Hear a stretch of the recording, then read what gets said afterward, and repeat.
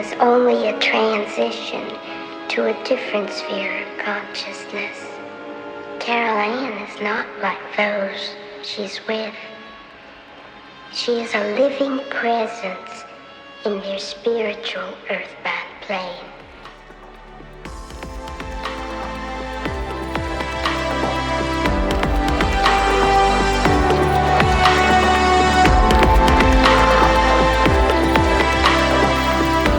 Hello and welcome to episode 89 of the Talking to the Dead podcast. Today, we're standing on a battlefield that has existed for over 3,000 years. We're at the beginning of a worldwide religious war, and whether we want to call it that or not, that truly is what it is. We have the forces of Islam, Shia Islam, fighting against the Sunni Islam and bombing the nations that they represent. You have the so-called Christian nations, the Western Christian nations, particularly the United States, and you have the Jewish nation, Israel. And some would say that this is a predicted state of affairs. As you know from previous episodes, we've discussed the end of times and the biblical prophecies. We've discussed the Book of Enoch. We've discussed various entities that have come through to discuss what's going on in the Middle East. But not really since I started this podcast have I felt so close to a global conflict as this. I had a time about a year ago when things seemed to be terribly bad, but more from a situation that we were probably going to be having a massive disclosure moment. Now that still is probably going to be happening. However, it now seems that this disclosure moment may well be related to what is happening in the world in terms of a religious war. Now, historically, the end of times has been predicted, and it's amazing how the words like Armageddon and end of times are being thrown around like nothing at the moment. The American troops, many are being told, and we'll discuss this later, that they are going into a religious war, or this is the beginning of Armageddon.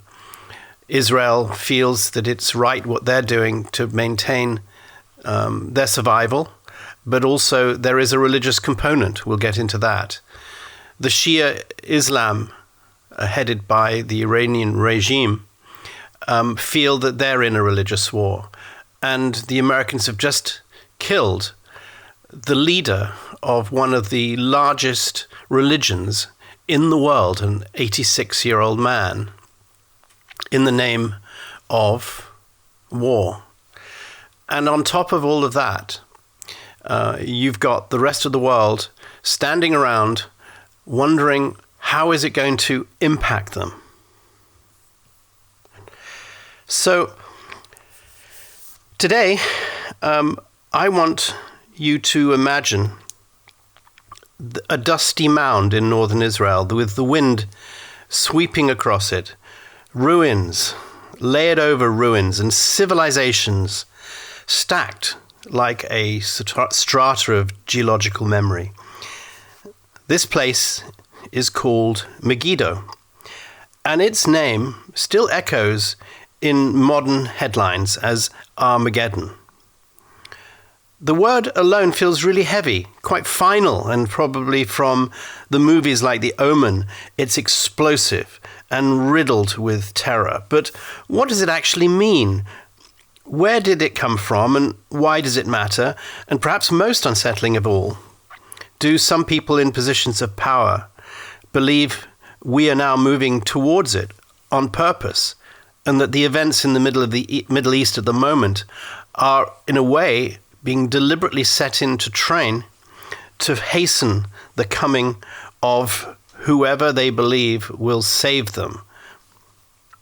So in Talking to the Dead today, In a way, we're going to be talking to ancient prophets and to Roman era visionaries, to rabbis and theologians, to soldiers who fought at Megiddo long before the word apocalypse was ever written down.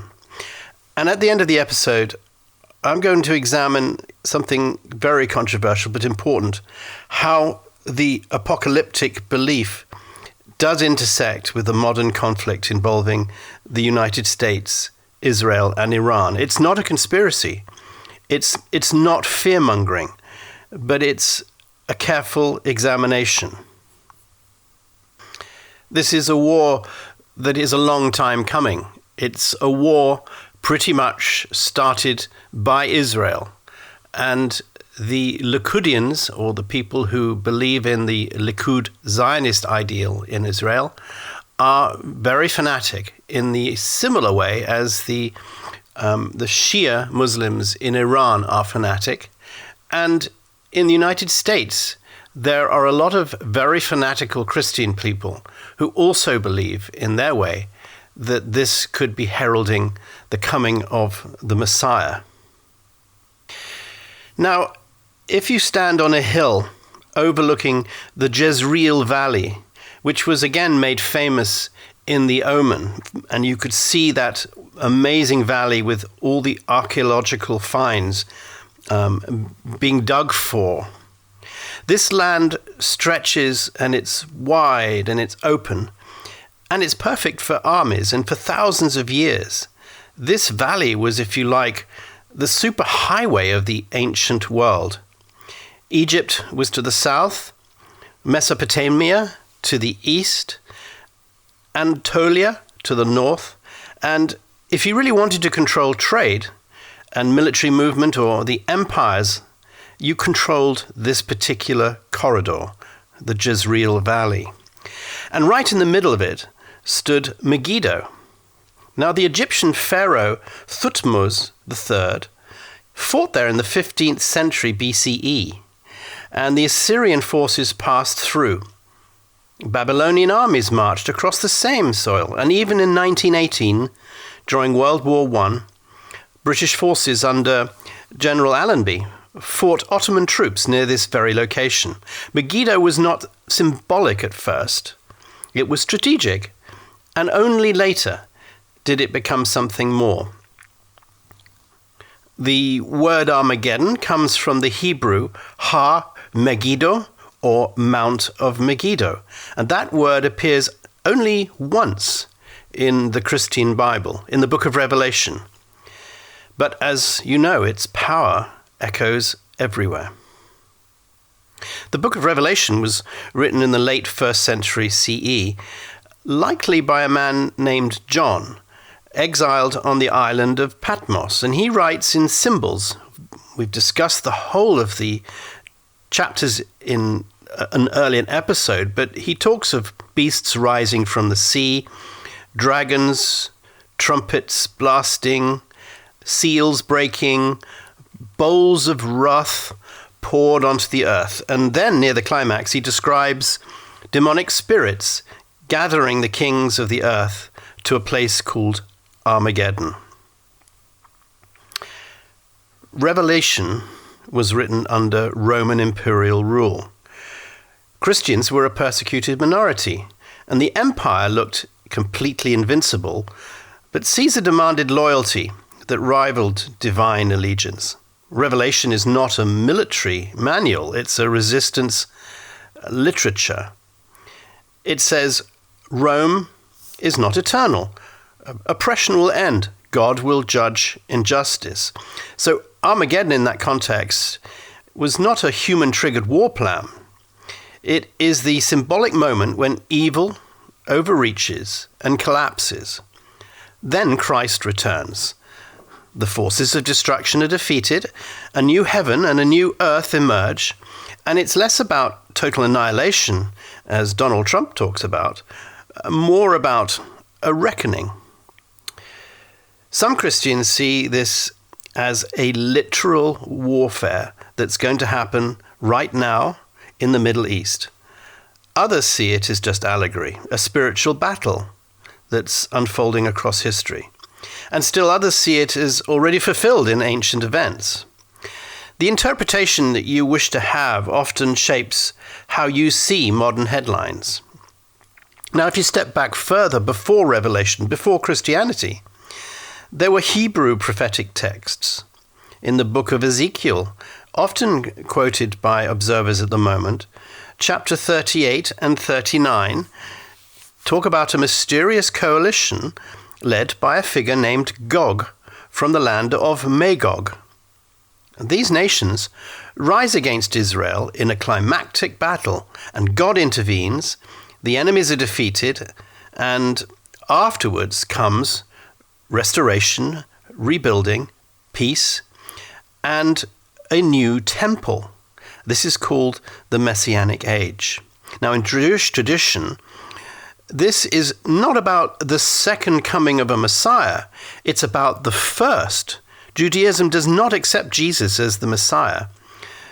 The Messianic Age remains in the future for them, a time of justice, knowledge of God, and global peace.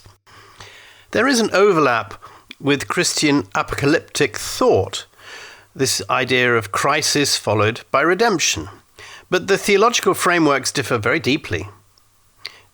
Quite importantly, Jewish end times is quite diverse. Some interpret Gog and Magog symbolically, but others more literally. And many modern Jewish communities do not center political life around apocalyptic expectation at all. But the text exists, and these texts have shaped people's imaginations for centuries. Now, if you move forward to the 19th century, there was a theologian named John Nelson Darby, and he developed a system which he called dispensationalism, and he divided history into divine eras. And he taught us that biblical prophecy must be fulfilled literally. Now, central to this system was a future tribulation, a restored Israel, a final war in the Middle East, and the physical return of Jesus Christ. Now, those ideas spread very widely in the United States, especially through a particular Bible that they used called the Scofield Reference Bible. And by the 20th century, millions of American evangelical Christians believed the modern state of Israel was a fulfillment of prophecy. When Israel was established in 1948, many saw it as a divine milestone. When wars broke out in 1967 and 1973, the prophecy pointed towards what Ezekiel had said. In the late 20th century, popular books and films amplified these ideas. Armageddon became not just a theological idea or construct, but it was embedded in our cultural imagination. And I grew up in the 1970s, surrounded by ideas of Armageddon through popular movies. So, importantly, when a significant voting population believes certain geopolitical events are somehow prophetically meaningful, that belief influences the political conversation, and it shapes foreign policy perspectives, and it influences how our leaders speak.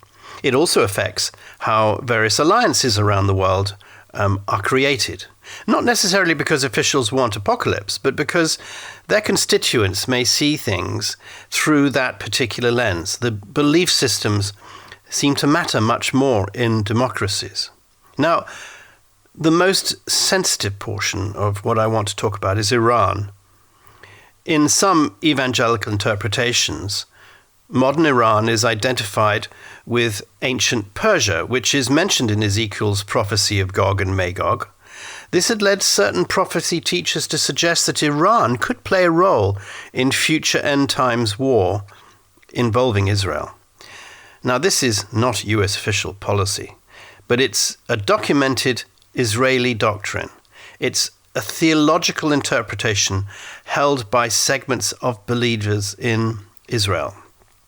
At the same time within Israel, there are religious Zionist movements that view modern history as part of a redemptive process leading towards messianic fulfillment. But again, theological currents in society are not identical to national wartime strategy. Modern tensions between Israel and Iran center primarily around nuclear capability concerns or regional proxy conflicts with Hamas or whoever, Hezbollah, strategic deterrence, and of course, local security calculations. Geopolitics, power balance, military strategy are all mixed in here. But there's no credible evidence that either Israel or the United States is pursuing war intentionally to trigger Armageddon. But yet, if leaders personally believe history is moving towards an inevitable confrontation that was foretold in the scriptures, that belief may influence how they interpret risk and escalation. Not because they want destruction, but because they believe divine destiny is underwriting all world events. It's a psychological layer. Apocalyptic belief has always offered hope to oppressed communities, and it says injustice will not win forever. That it's powerful to believe that something can overtake something that is bad. And history shows that when humans mix together divine certainty and political power, the results are rarely peaceful. And Armageddon was never meant to be engineered by humans. It was meant as a warning about human arrogance. Megiddo teaches the same level. Empires rise, empires fall. Each believes itself righteous. Each believes God is on its side. Most are now forgotten.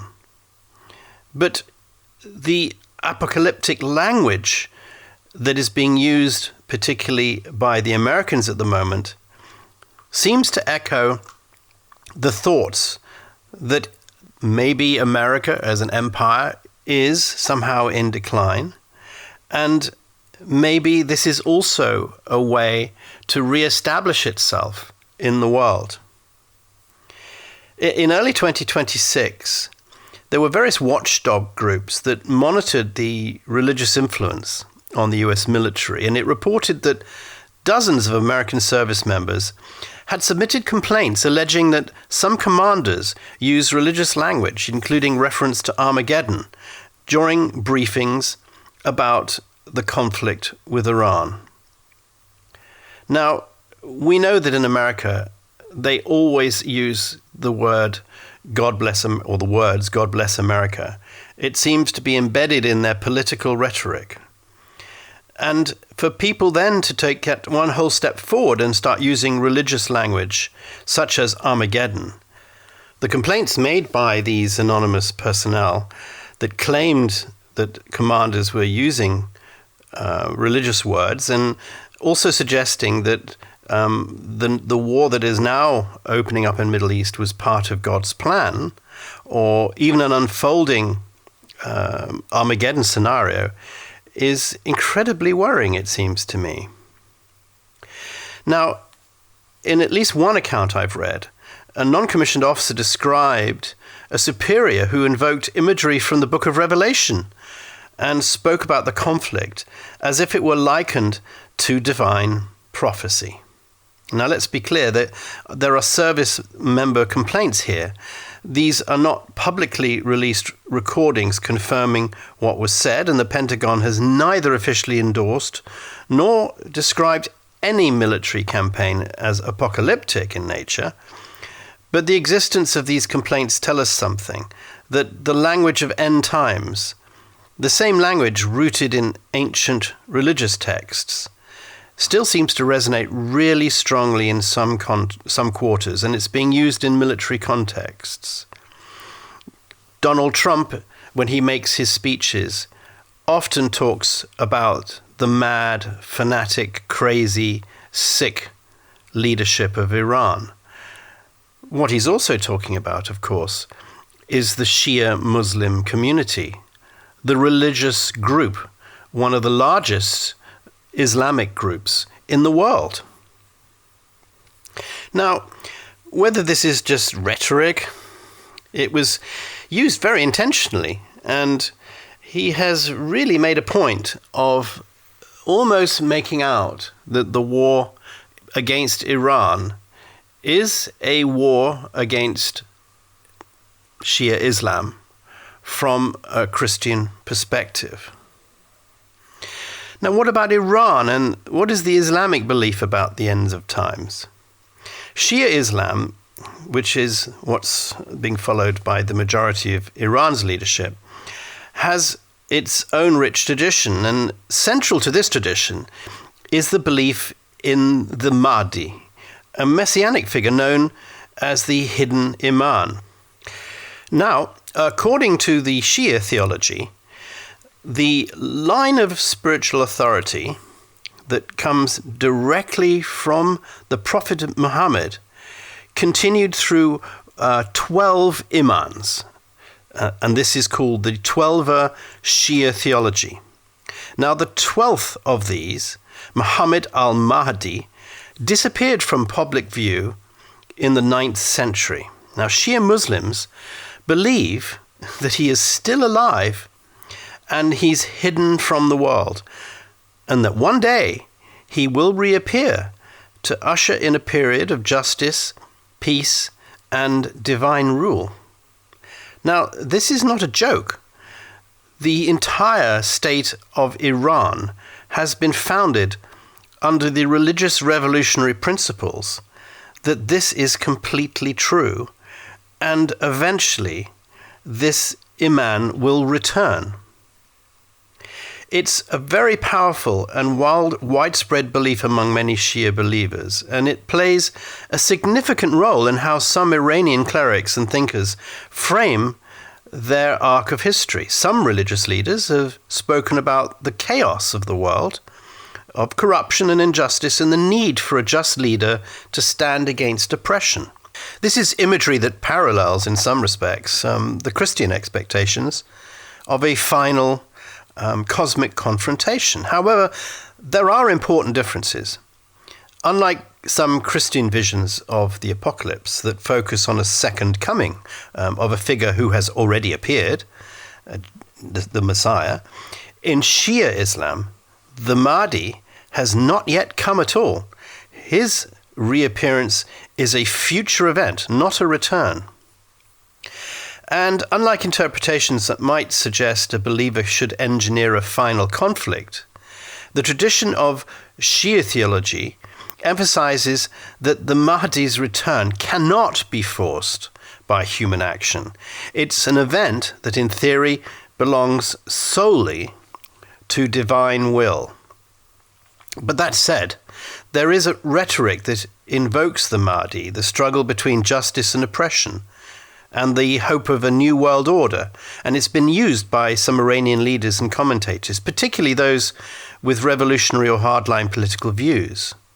And it doesn't mean that Iran's foreign or military policy is designed to trigger the Mahdi's coming. There's no official Iranian document that states that, but most analysts view Iran's strategic decisions as driven primarily by geopolitical interests, security concerns, regional influence, national defense. But religious language is sometimes, like in America, woven into the public justification. So here we are in the 21st century, a world of nuclear weapons, instantaneous communication, and ancient beliefs that still influence how people interpret modern events. On one side, we have reports of the American soldiers who feel that their commanders are invoking apocalyptic language.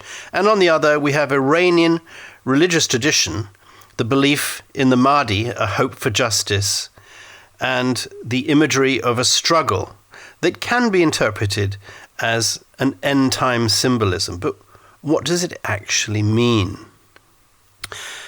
Well, if you listen to Anna Paulina Luna, the congresswoman in America, who's fighting very hard for disclosure about what the government knows about UAP and alien technology or interdimensional technology, is on record and has given interviews that I just saw recently as yesterday about what she has seen in closed hearings. Stuff that is, she says, being hidden from the American population, from the world population. She believes that America is in possession of biological entities that are not human, entities that are ancient, that have been visiting Earth for thousands of years. She goes on as far as to say that her own Christian belief almost shapes what she believes the United States government knows and is in possession of, that these are interdimensional beings that exist parallel to us, but in another dimension, and have always been there, and have popped in, if you like, to our dimensions every once in a while and made themselves known. Now, that very much links up to previous things that I've discussed in my other episodes. It could well describe everything from angels to demons to prophets, and to all the various visions and sights that have been seen for thousands and thousands of years. But there is one more thread that I need to follow tonight, which is a strange one, and it's related to this, that maybe all these sightings, everything about the alien disclosure movement, is all related also, perhaps, to the end of times, or Armageddon. It begins not in ancient Megiddo, and not in Revelation, and not in Ezekiel, but in this modern congressional hearing room where conversations were had about unidentified aerial phenomena, UAPs to you and me. Now, we know this has moved from fringe forums into the official government briefings. And when all the whistleblowers testified before Congress a couple of years ago, we learned new terms like non-human intelligence and biologics. And what is fascinating is that the fact that the United States has recovered these non-human biologics in connection to alleged crash retrieval programs have been discussed most prominently by the former intelligence official David Grush. Now, as you know, these claims, of course, have not been publicly verified, and nothing has been available to scientific scrutiny. But there are too many high-ranking, very senior and extremely serious people who have come through and told us that this is all true. Now, some commentators and some within religious communities have begun drawing a connection between these alleged non-human and interdimensional beings and an ancient text that most people have never read, but you as my listeners will know all about it, and it's called the Book of Enoch. And Anna Paulina Luna describes that the entities that she has seen and the craft she has seen and everything about these interdimensional beings are written about in the Book of Enoch. To remind you, the Book of Enoch is an ancient Jewish apocalyptic work that was lightly put together between the 3rd and 1st centuries before Christ, and it's a large expansion of a mysterious passage in Genesis. It's a brief and cryptic story about the sons of God who descended to earth, took human women as wives, and fathered the Nephilim. These were giants, mighty men of great renown. And Genesis gives us, of course, only a handful of verses because most of it was probably deliberately removed, as was the Book of Enoch. Enoch gives us a real drama. He's telling how these sons of God are called the Watchers. These are described as angelic beings who descended from heaven in rebellion. They mate with humans. They teach forbidden knowledge. They teach them how to make weapons, sorcery, astrology, all the secrets, if you like, that were not meant for humanity, in a way sort of echoing the Garden of Eden story. But the offspring of the Watchers and humans become violent giants who devour the earth, and the world becomes corrupted, and chaos spreads. And then divine judgment follows, and the Watchers are bound, the giants are destroyed, and a flood becomes a great reset in world history. Now think about that for a moment. Angelic beings descending from another realm, interbreeding with humanity, sharing advanced knowledge, corrupting civilization, bound in chains until final judgment. If you spent any time at all looking into the modern UFO discourse and listening to my podcast, you can see why some people make that connection. In certain contemporary interpretations, especially within fringe Christian and conspiracy circles, the Watchers are reimagined not simply as fallen angels, but as interdimensional entities. The Nephilim become hybrid beings. Advanced knowledge becomes alien technology. And the hidden chains beneath the earth become metaphorical holding cells for beings waiting to return. And then Revelation enters the frame. Because in the book of Revelation we encounter imagery of demonic forces released from confinement, beasts rising, abysses opening, and spiritual entities influencing nations. A final confrontation at Armageddon. Now, for some modern interpreters, these ancient texts and modern UAP claims are not separate stories. They are chapters in the same book. In this view, interdimensional biologics, allegedly recovered by the American government and other governments, are not extraterrestrials in the science fiction sense, but ancient, rebellious beings, demons, watchers, precursors to the final deception before the end of our age. Now, let me say something really clearly here. This interpretation is not mainstream Judaism. It's not mainstream Christianity. It's not official US government policy. It's not verified science.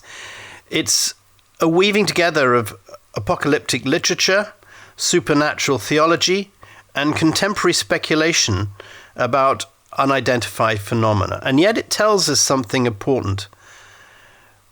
When we encounter the unknown, we often reach for our oldest stories.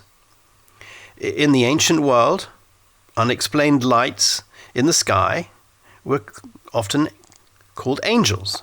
In the medieval world, strange events were demons. In the modern world, they're extraterrestrials. But sometimes these categories begin to merge.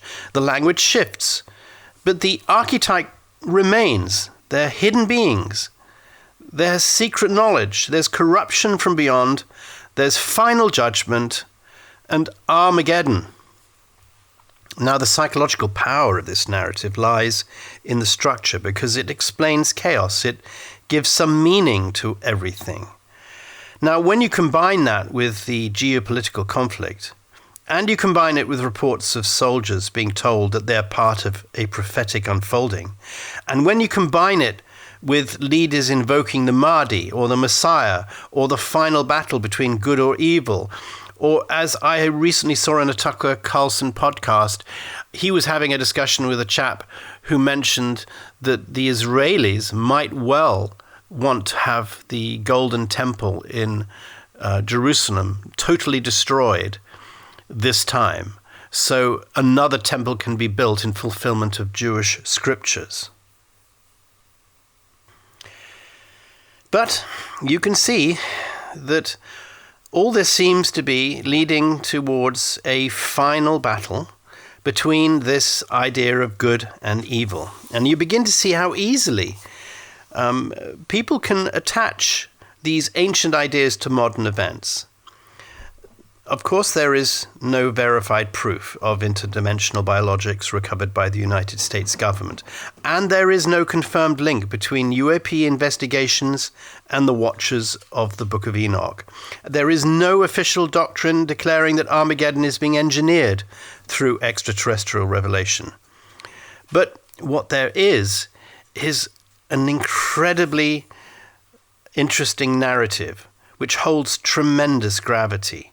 All of this seems to be coming together at the same time. Ancient texts are powerful. The idea of wars that are being ignited while governments are speaking of hidden programs, when technology advances faster than our own ethics, such as AI, all these images rise again. The Watchers, the giants, the abyss, the final wall. So, today, at 10:35 in the morning, on the 5th of March, Thursday the 5th of March, as I record this episode, I think to myself, are we really going into the unknown? Are we beginning to see the visionary revelation coming true? Is this apocalyptic language that originally seemed kind of reckless a true warning of what's going to happen? Again, like last week, the feeling I have is that we have to be vigilant. We mustn't worry that everything is going to be demonic. We mustn't worry that everything about humanity is corruption. We must worry that we've got to show more love, that we've got to have more care for each other, that the consequences of Armageddon, in its oldest sense, was not about secret labs or crashed interdimensional craft. It was about justice. It was justice in every age of man, something that humanity has always wanted.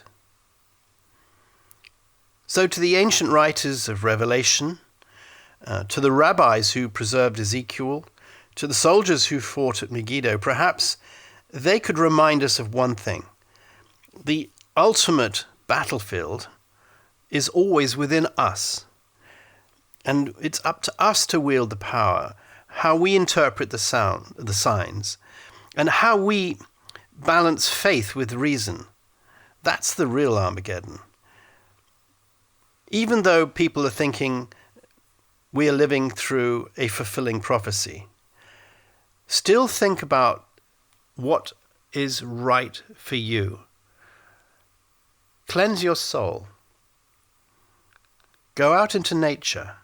Think good thoughts.